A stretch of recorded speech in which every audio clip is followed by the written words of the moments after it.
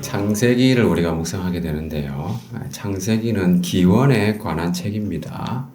그래서 만물의 기원, 또 인류 역사의 기원, 타락한 인간의 기원, 또 이스라엘 민족의 기원, 또 여러 기원들이 있습니다. 그래서 창세기의 구조를 잠시 살펴보면 창조로부터 타락, 그리고 대홍수 심판이 있었고요. 그 이후에 노아의 후손들 중에서 또 바벨탑을 쌓고 또 분산되는 그런 일들이 있었고요. 그 이후에는 하나님께서 아브라함을 택하시고 이삭과 야곱, 그리고 이스라엘 민족의 역사들이 이렇게 조상들이 나오는 그런 내용들로 구성되어 있습니다. 창세기 1장부터 11장까지는 일반 역사를 다루고 있고 12장부터 이제 히브리 민족의 역사가 기록되어 있습니다. 그래서 창세기의 이런 내용들을 보다 보면은 사람이 어떤 존재인가 하는 것들을 우리가 보게 되는 것이죠. 왜냐하면은 기원에 대한 것이잖아요. 그래서 우리가 어떤 존재를 알고자 할 때는 그 기원을 알면은 좀 더 이해가 쉽잖아요. 그런 것처럼 그래서 창세기에는 이 짧은 지면에 엄청나게 많은 내용들이 보도가 되고 있는 거예요. 오늘 본문만 하더라도 2장의 일부분이지만 너무나도 많은 내용이 있습니다. 그래서 모든 것을 다 다룰 수는 없고 또 우리가 모든 것을 다 알 수도 없어요. 그렇지만은 그 중에서 오늘은 사람은 어떤 존재인가라는 측면에서 우리가 좀 살펴보도록 하겠습니다. 오늘 본문에 보면은 하나님께서 천지를 창조하신 것을 이야기하고 있는데 그 중에서도 사람을 창조하시는 부분을 또 상세하게 보도하고 있습니다. 자, 그래서 오늘 본문에 나온 글을 이렇게 보다 보면은 첫 번째로 사람은요, 여호와 하나님이 지으신 특별한 존재라고 하는 것을 알 수가 있습니다. 자, 오늘 본문의 7절 말씀을 보면은 여호와 하나님이 땅의 흙으로 사람을 지으셨다 그랬잖아요. 자, 근데 여기 나오는 이 흙으로 지었다라고 하는 이 말은 히브리어로 아파르라고 하는 것인데 티끌, 재, 진토, 가루 이런 뜻이고요. 그리고 동사로 사용될 때는 부스러지다라는 뜻이에요. 그러니까 흙이라고 하는 재료는 뭡니까? 쉽게 부스러지는 존재잖아요. 예전에 제가 어떤 아파트에 구경하러 갔다가 이렇게 만져보니까 벽에 쉽게 부스러지더라고요. 흙을 이렇게 덧칠해놨던데 나름대로 잘 해놓는다고 해놨는데 손을 대기만 하니까 쉽게 부스러지더라고요. 그런 겁니다. 그래서 흙이라고 하는 것은 쉽게 부스러지는 그러한 재료다. 사람은 그것으로 지어졌기 때문에 사람은 참 연약한 존재예요. 그리고 흙으로 사람을 지으셨다고 하는 것은 마치 토기장이가 토기를 빚는 것처럼 그렇게 하나님이 만드신 거예요. 이사야 말씀에도 보면은 우리는 진흙이요 주는 토기장입니다. 우리는 다 주의 손으로 지으신 것입니다. 이렇게 이야기하고 있습니다.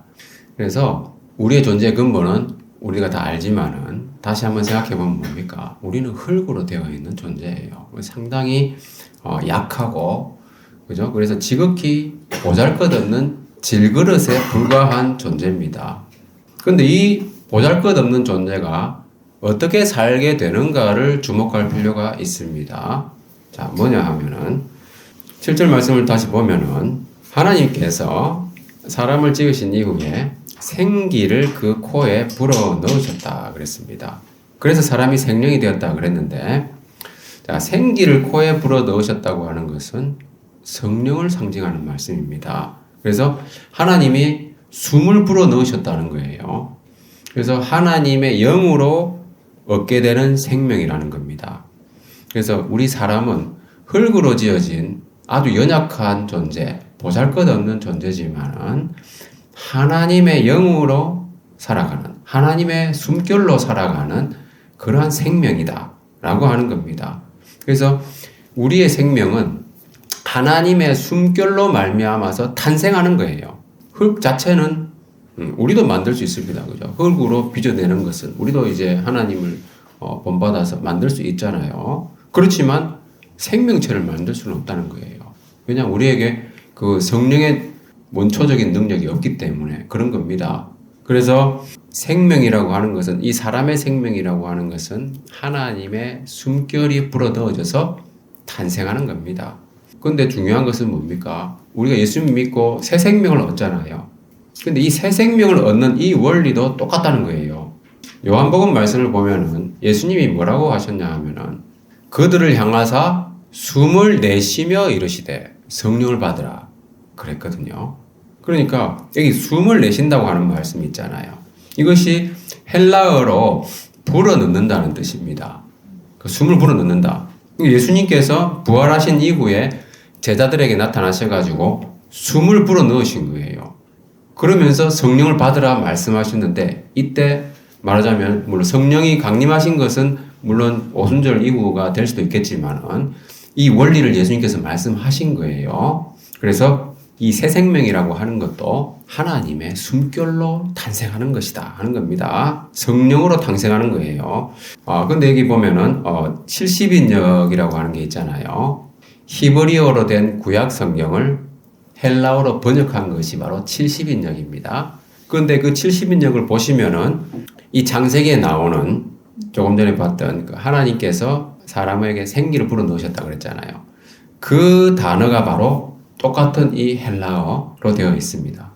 그러니까 처음에 하나님께서 사람을 첫 번째 창조하실 때 생명을 탄생시키실 때 하고 예수님께서 새 창조를 일으키실 때 그때 새로운 탄생 똑같은 거예요. 그러니까 성령으로 탄생하는 것이다 하는 겁니다. 그 참 중요한 내용이죠. 자, 그래서 그러면 하나님께서 우리를 성령으로 오셔가지고 우리를 거듭나게 하셨잖아요. 그 이후에 우리는 어떻게 살아가느냐? 마찬가지 살아가는 것도요.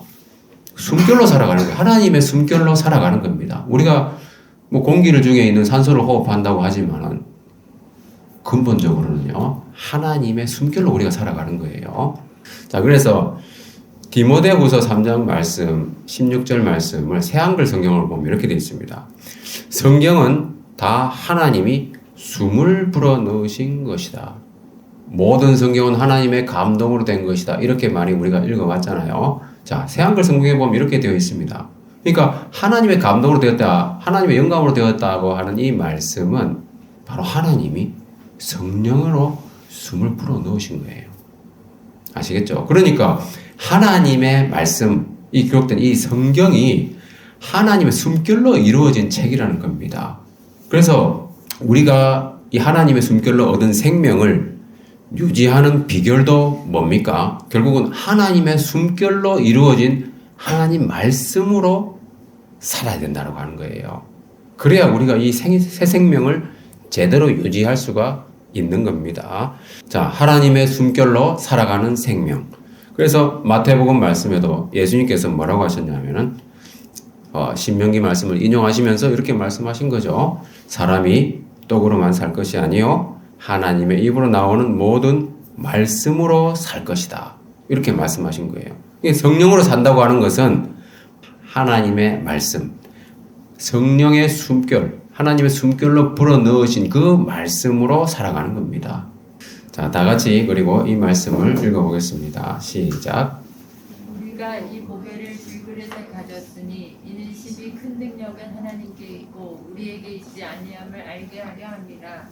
네, 그래서 이 사람은 어떤 존재인가? 흙으로 지어진 참 보잘것없는 질그릇이라는 거예요. 그렇지만은 하나님의 숨결로 우리가 탄생한 생명이고 또 그것으로 살아가는 존재이기 때문에 질그릇 속에 보배를 가지고 있는 상당히 역설적인 존재입니다. 그러니까 깨지기 쉬운 질그릇이지만은 그 안에 보배가 담겨 있기 때문에 너무나도 귀한 존재라는 거예요. 그래서 우리는 우리 자신이 이렇다라고 하는 것을 분명히 알 필요가 있는 거죠. 나는 정말 약하고 보잘것없는 존재잖아요. 그렇지만 하나님이 성령을 주셨다면은 놀라운 존재라는 거예요. 깨지기 쉬운 것은 변함이 없어요.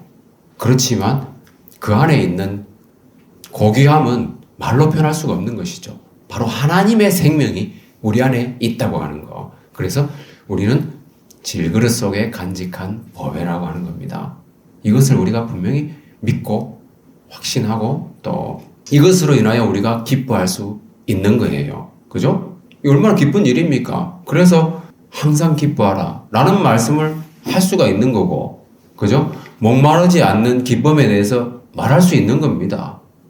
그렇지 않습니까? 상황이 아무리 부정적이고 어둡고, 그죠? 나에게 불리하고 그렇다 하더라도 우리는 하나님이 우리 안에 계시잖아요. 천지 만물을 창조하신 그 하나님이. 그리고 자, 오늘 본문에 보면은 2장 4절에는 이렇게 되어 있습니다. 천지가 창조될 때 여호와 하나님이 땅과 하늘을 만드시던 날에 이렇게 되어 있습니다. 그래서 여호와 하나님이라고 하는 표현이 처음 등장합니다. 성경에서. 자, 이 여호와 하나님이라고 하는 말은 뭐냐 하면은 여호와 엘로힘 해가지고 여호와 하나님인데 이것은 무슨 의미냐 하면은 자, 여호와 하나님이 사람을 지으셨다고 이렇게 표현하고 있는 겁니다. 자, 창세기 1장부터 2장 3절까지는 천지를 창조하시는 하나님을 기록을 해놨는데요. 거기에는 어떤 하나님으로 되어 있냐면 그냥 엘로힘이에요. 엘로힘은 그냥 하나님으로 번역되는 단어거든요. 자, 그게 무슨 의미냐 하면은 엘로힘이라고 하는 것은 천지를 창조하신 하나님. 그러니까 권세가 많으시고 능력이 많으시고, 그죠?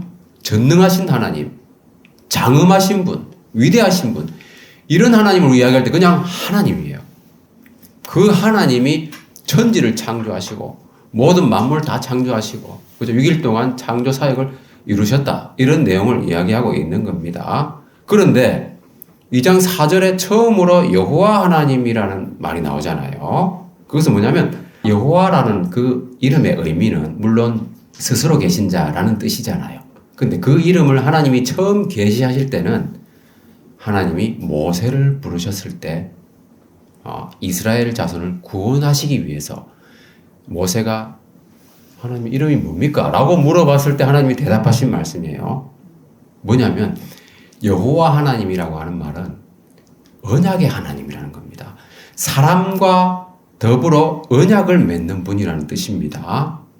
그래서 여호와 하나님이 사람을 창조하셨다. 이 말은 무슨 말이냐 하면은 하나님께서 사람을 언약을 맺을 수 있는 존재로 창조하셨다. 그런 의미가 되는 거예요. 그래서 하나님의 형상대로 창조된 인간은 하나님과 언약을 맺고 하나님과 일종의 거래 관계가 형성되는 거잖아요. 그런 어떤 면에서는 동등한 존재가 되는 거예요. 하나님의 모습으로 창조되어 있기 때문에. 그래서 상당히 놀라운 존재인 거죠. 자, 여러분, 언약을 맺는다고 하는 것은 단순한 약속을 하는 거하고 좀 다른 겁니다. 영어로도 뭐 promise하고 covenant하고 다르잖아요. 그게 이제 일반적인 의미에서는 언약을 맺었을 때는 법적 구속력이 따르는 거예요. 법적으로 책임을 져야 되는 일이 발생하는 거거든요. 자, 그런데 뭐 일반적인 약속이라고 하는 것은 단순히 그 사람의 어떤 신뢰도에 문제가 생길 수 있는 겁니다. 그 약속을 어겼을 때는. 근데 언약을 어기면은 책임을 져야 되는, 분명한 대가를 치르게 되는, 그게 바로 이제 커버넌트의 기본적인 의미고요. 성경적인 의미에서는 뭐냐 하면은 언약이라고 하는 것은 피로 맺는 약속입니다. 그러니까 생명을 걸고 이루어지는 거예요. 언약이라고 하는 것은. 그래서 하나님께서 자, 2장 4절 이후에 말하자면은 인간을, 그러니까 사람을 창조하시는 내용이 상세하게 기술되어 있는데 거기에 여호와 하나님이라고 하는 단어가 등장하면서 나오잖아요. 그러니까 여호와 하나님이 사람을 이렇게 창조하셨다라고 하는 말은 뭐냐면 사람과는 특별한 존재를 만드셨고 그 사람과는 언약을 맺으실 것이다 하는 것을 암시하는 거예요. 그래서 2장 16절, 17절에 보면은 선악과 언약이 등장합니다. 사람과 언약을 맺는다고 하는 거, 생명을 걸고 언약을 맺는 겁니다. 쉽게 말하면 피로 맺어진 언약이라는 거예요. 그래서 여기 보면 선악과를 그죠? 먹는 날에는 반드시 죽으리라고 그랬잖아요. 그죠? 이것이 뭐냐면 자유의지를 주었다는 거예요. 자, 여러분, 지금 AI가 발전하면서 휴머노이드 로봇이 생겨나고 있잖아요. 그죠? 근데 과연 사람이 로봇과 언약을 맺을 수 있을까요? 로봇에게 자유의지를 줄 수 있겠냐는 겁니다. 로봇이 사람보다 뛰어난 점이 훨씬 많잖아요. 근데 사람이 로봇에게 자유의지를 줄 수 있겠는가? 그 불가능한 얘기입니다, 여러분. 그 무시무시한 파괴적인 일들이 일어날 겁니다. 그죠? 그러나 하나님께서 사람을 만드셔가지고 언약을 맺으셨다고 생각해 보세요. 결과적으로 사람이 반역을 했잖아요. 근데 그렇게라도 자유의지를 주는 것이 하나님의 사랑이라는 겁니다. 정말로 하나님은 사람을 로봇으로 만들지 않고 자유의지를 가진 인격적인 존재로 만드셨기 때문에 언약을 맺을 수가 있는 거예요. 참 놀라운 일이죠. 그러니까 하나님이 사람을 깊이 묵상해 보면요, 정말로 하나님이 사람을 사랑하시는구나 하는 것을 이 대목에서 우리가 알 수가 있는 거예요. 자유롭게 해 주신다는 겁니다. 언약에 대해서 우리가 좀 더 이해하기 쉬운 것은 뭐냐면은 인간 사회에서 갖는 언약의 대표적인 예는 결혼입니다. 피로서 맺어지는 것이 언약이라고 했잖아요. 남녀가 결혼해가지고 결합을 할 때 피가 나는 거잖아요. 그래서 그 언약을 어기면은 그것은 돌이킬 수 없는 사태가 발생하는 거죠. 예. 그래서 하나님이 사람에게 자유의지를 주시고 언약을 맺으시는 이유는 뭐냐면은 부부가 이렇게 연합을 하는 것처럼 하나님도 사랑 안에서 사람들과 완전한 연합을 원하시기 때문에 그런 자유의지를 주시고 언약을 맺으시는 거예요.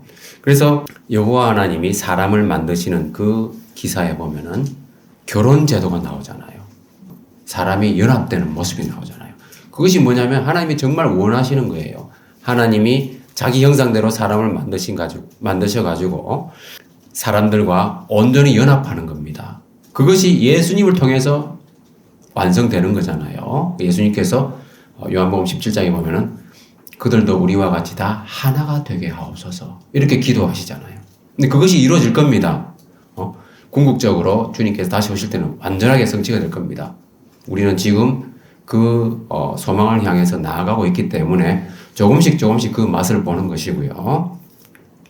그래서 이 부부가 언약 관계에 아주 중요한 모형이기 때문에 오늘 하나님께서 사람을 만드시는 그 기사에 결혼 제도를 하나님께서 넣어주신 거예요.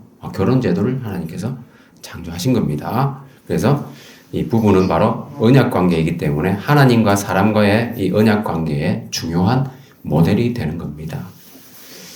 자, 그리고 사람을 위해서 하나님께서는 낙원을 예비하셨어요. 에덴 동산은 바로 낙원입니다. 그래서 2장 8절 말씀 보시면은 에덴의 동산을 창설하셨다 이렇게 나오는데 에덴이라고 하는 것은 기쁨을 뜻하는 단어고요. 동산이라고 하는 것은 울타리가 있는 정원을 말하는 겁니다. 그래서 에덴 동산은 기쁨과 복락이 있는 곳이에요.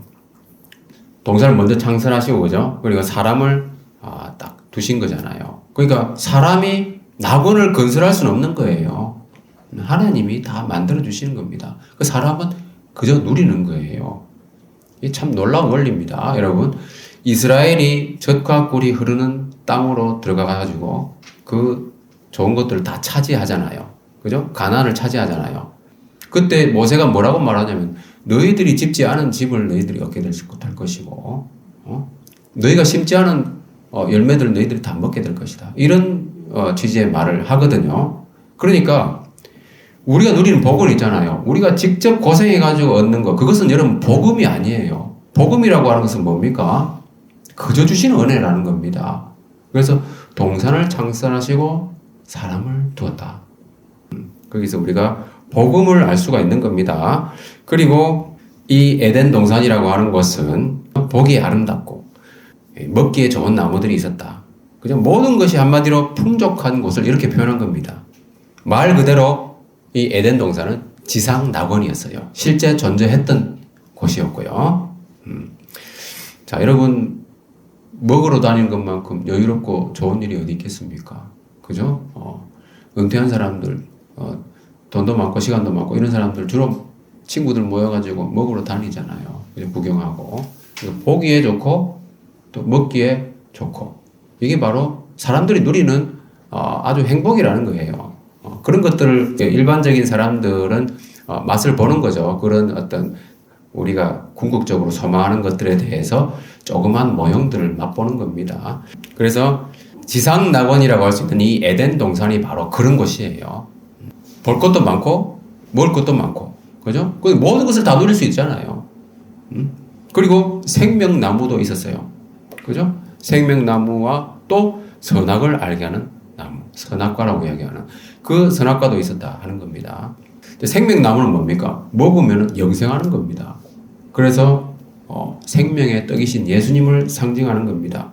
예수님께서 말씀하신 것처럼 사람이 이 떡을 먹으면 영생하리라 그랬잖아요. 예수님께서 자기 살을 주시면서 우리에게 새 생명을 주신 거죠. 그래서 생명나무는 바로 예수님을 상징하는 나무가 되겠습니다. 이와 같이 에덴 동산이라고 하는 것은 모든 것이 풍족한 지상낙원이었어요. 생명나무도 있고 선악과도 있는 것이 바로 지상낙원입니다. 둘 다 있는 거예요. 선악과도 있는 곳이 바로 지상낙원이었고요. 그리고 이제 10절 말씀을 보면은 강이 에덴에서 흘러나와서 동산을 적시고 거기서부터 갈라져 네 근원이 되었다 이렇게 나오잖아요. 에덴에서 발원하는 그 강의 모습. 물은 높은 데서 낮은 데로 흐르잖아요. 그러니까 에덴은 우리가 생각해 볼 때 높은 데 있었겠죠? 자, 그렇다면 우리가 여기서 생각해 볼 것은 강이 에덴에서부터 이렇게 흘러나오잖아요. 그러면 그 강물은 어디서 공급될까요? 자, 일반적인 의미에서 그 강물이라고 하는 것은 물의 순환의 일부잖아요. 그죠?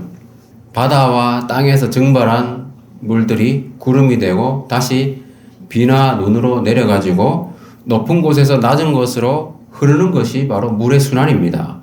그 일부로서 강이 흘러나가는 건데 창세기 2장 5절 6절 말씀 보면은 하나님이 땅에 비를 내리지 아니하셨다 그랬어요. 그 안개만 땅에서 올라와서 온 지면을 적셨다 그랬습니다. 그런데 계속 그 높은 데서부터 높은 데는 안개가 얼마나 있겠습니까? 근데 높은 데서부터 계속 물이 흘러난다는 겁니다. 그러면 우리가 생각해 볼 수 있는 건 뭡니까? 에덴에는 솟아나는 물이 있었다. 이렇게 볼 수 있는 거잖아요. 새 예루살렘에 대한 환상들, 우리가 알고 있는 에스겔의 환상에서도 비슷한 것을 볼 수 있습니다. 그 중에 나온 말씀을 보면은 다 같이 한번 읽어보겠습니다. 시작. 강 좌우 가에는 각종 먹을 과실나무가 자라서 그 잎이 시들지 아니하며 열매가 끊이지 아니하고 달마다 새 열매를 맺으리니 그 물이 성소를 통하여 나오니라. 그 열매를 먹을 만하고 그 잎사귀는 약재료가 되리라. 네, 성소에서 나와서 생명력을 공급하는 물입니다. 말하자면 생명수강이죠. 그러니까 성소라고 하는 것은 하나님의 보좌를 상징하는 거잖아요. 그러니까 하나님의 보좌로부터 나온다는 거예요. 그 물은 거기서 솟아나는 거예요.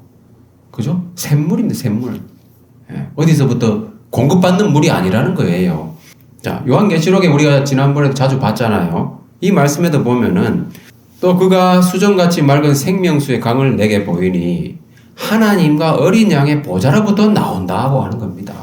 그러니까 생명수 강은 솟아나는 물인 것을 알 수가 있는 겁니다. 자, 그래서 생명나무의 열매를 맺고 만국을 치료하는 잎사귀도 있었다고 그랬어요. 여기서 우리가 볼 수 있는 이미지는 뭡니까? 에덴과 비교할 수 없는 우리가 최종적으로 우리가 하나님께서 약속해 주신 우리가 가게 될 그 새 예루살렘의 모습이잖아요. 거기는 뭡니까? 하나님의 보좌로부터, 어린 양의 보좌로부터 바로 솟아나는 샘물이 나온다는 거예요. 자, 그래서 이 기쁨의 근원이라고 할 수 있는 이 에덴 동산에서부터 생명의 근원이라고 할 수 있는 이 물이 흘러나왔다고 하는 겁니다. 자, 이것이 무엇을 의미하겠습니까? 에덴에서부터 흘러나온 이 강은 바로 생명수를 상징하는 거죠. 사람과 모든 생명체에게 생명력을 공급하는 바로 생수의 강입니다. 그래서 그 생명수는 바로 성령을 상징한다는 겁니다. 그 예수님께서 초막절에 예루살렘에 가셔가지고 이렇게 보니까 사람들이 명절인데도 어떻습니까? 마음에 공허함이 있는 거예요. 갈증이 있는 겁니다. 그죠? 우리 보통 명절이라고 하면은 즐거운 날들이잖아요. 그리고 여기 보면 뭐라고 했습니까? 명절 끝날이라고, 곧 큰 날이라고 했습니다. 가장 큰 날, 가장 기쁘게 즐거워하고 그래야 될 그런 날인데 예수님께서 딱 보시면 어떻습니까? 사람들의 속이 텅 비어 있다는 거예요. 채워지지 않고 있다는 겁니다. 목마르다는 겁니다. 갈증을 느끼고 있다는 것을 예수님께서 보신 거예요. 그래서 뭐라고 외치십니까? 외쳐 이르시되 누구든지 목마르거든 내게로 와서 마시라 그랬습니다. 그래서 나를 믿는 자는 성경의 이름과 같이 그 배에서 생수의 강이 흘러나오리라. 이는 그를 믿는 자들이 받을 성령을 가리켜 말씀하신 것이다 그랬어요. 성령은 뭡니까? 바로 생명수. 이것이 바로 우리에게 생명을 주는 생명력으로 작용하는 것이 바로 성령이에요. 그래서 에덴에서처럼 솟아나는 물이라는 거예요. 예수님께서 샘물에 대해서도 사마리아 여인에게도 말씀하셨잖아요. 목마르지 아니하는 물. 그래서 에덴 동산, 이 낙원이라고 하는 것은 목마르지 않는 이 생수의 강이 흐르는 곳을 상징하는 곳입니다. 그래서 이거 우리가 조금 전에 보한 이 요한계시록에 나오는 새 예루살렘, 그것의 하나의 모델이기도 한데 에덴 동산이 지상 낙원이었다고 한다면은 새 예루살렘 성은 뭡니까? 하늘 낙원이죠. 이 하늘 낙원에는 뭐가 없습니까? 예, 생명나무는 있는데 선악과가 없습니다. 그래서 다시는 슬픔이 없고 모든 눈물을 닦아주시고 다시는 저주가 없고 그런 얘기가 나오는 거예요. 그러니까 갑절의 은혜보다 더한 것이죠. 그래서 이 낙원이라고 하는 것은 우리가 성령 안에서 누리는 하늘 낙원을 예표하는 우리가 그 소망으로 살아갈 수 있도록 말씀해 주신 에덴 동산이라고 하는 거, 그것을 우리가 기억하고 감사할 수 있겠죠. 그리고 사람은 또 어떤 존재인가? 아주 중요한 내용이 또 나옵니다. 뭐냐면 사람은요 연합을 통해서 온전하게 되는 존재입니다. 창세기 2장 18절 말씀 보면은 여호와 하나님이 이르시되 사람이 혼자 사는 것이 좋지 아니하다 이렇게 말씀하셨어요. 요즘은 혼자 사는 사람이 참 많아졌잖아요. 1인 가구 비율이 가장 최근의 집계에 의하면은 전체 가구의 36.1% 상당히 많아졌어요. 그리고 계속 증가하는 추세라고 합니다. 우리 주변에도 혼자 사시는 분 어렵지 않게 볼 수 있습니다. 저희가 사는 빌라에도 보면은 대부분이 원룸이에요. 물론 뭐 학생들을 타겟으로 한 그런 부분도 있겠지만은 혼자 사는 사람들이 많다는 거예요. 자, 그런데 이런 현상은 참 안타깝지만은 결혼을 안 하려고 안 하는 것이 아니라 사회 문화적으로 참 결혼하기 어려워진 측면이 있습니다. 그래서 참 안타까운 부분이기도 해요. 그러나 이런 모습 자체가 어쨌거나 보기 좋은 모습은 아니라는 거예요.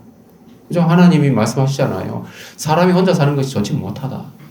그래서 하나님께서 배필을 지으셔가지고 가정을 이루도록, 그죠? 결혼을 해가지고 한 몸을 이루도록 연합하도록 하신 거예요. 자, 그래서 이 말씀의 1차적인 의미는 남자와 여자가 결혼을 하면서 육체적으로 한 몸을 이루는 겁니다. 그렇다면은 지금 결혼하기 참 어려워진 이 시대에 이 말씀을 우리가 어떻게 받아들여야 되는가? 혼자 사시는 분 어떻게 받아들이는 것이 좋겠는가? 동시에 이 말씀은요 교회를 상징하는 말씀이에요. 자, 교회를 상징한다는 것이 어떤 의미냐 하면은 자, 우선 우리가 알고 있는 것, 남편과 아내가 한 몸이 되어서 이루는 가정이 그리스도와 교회의 모형으로 성경에는 그려져 있습니다. 그렇게 이해하는 것이 있을 수 있고요. 그런데 그 내막을 살펴보면 이렇습니다. 자, 아담이 잠들었을 때에 갈빗대를 취하여서 여자를 만드셨습니다. 자, 이것이 어떤 상징적인 의미가 있습니까? 예수님이 십자가에서 죽으셨을 때에 옆구리가 창에 찔려서 물과 피를 쏟으셨잖아요. 거기서 교회가 생겨난 거예요. 그래서 이 말씀도 교회를 상징하는 말씀이라고 할 수 있습니다.